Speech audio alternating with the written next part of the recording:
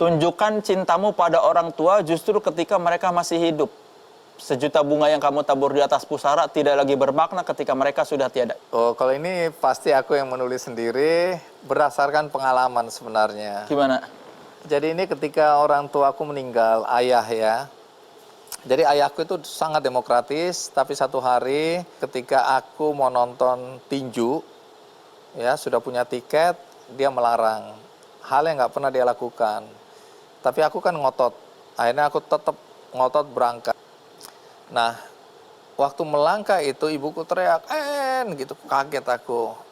Baru aku balik, ayahku udah tersungkur di bawah. Nah, kemudian aku peluk, aku coba usahakan untuk bantu pernafasannya, tapi ayahku hanya bisa melihat aku, kemudian meninggal di pelukanku. Nah, itu penyesalan yang nggak bisa selesai sampai hari ini, nggak berakhir. Nah, kemudian ini yang aku bilang kepada semua orang, anak-anak muda, hey, cintai ayahmu, ibumu ketika mereka masih hidup. Tunjukkan cinta kasihmu kepada mereka ketika mereka masih hidup.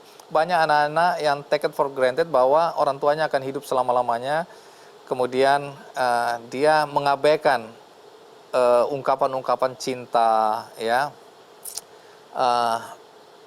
kasih sayang, itu mereka nanti-nanti aja lah, wong ini ibuku. Jadi mereka biasa-biasa aja memperlakukan orang tuanya. Atau banyak juga yang bertengkar, berantem, ya. Nah, aku hanya bilang, nanti satu hari ketika orang tuamu dikuburkan, kamu mau nangis sampai banjir air mata, udah percuma.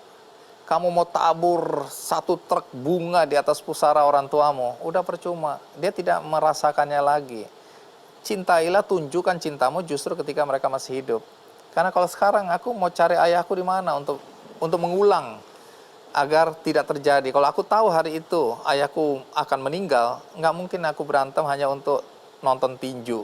Tapi mana kita tahu. Jadi kita nggak bisa take it for granted bahwa orang tua kita akan hidup panjang. Bisa aja hari ini, besok, lusa, orang tua kita tiada. Jadi tunjukkan cintamu ketika orang tuamu masih hidup. Nah, itu sebenarnya pesan dari kutipan tadi.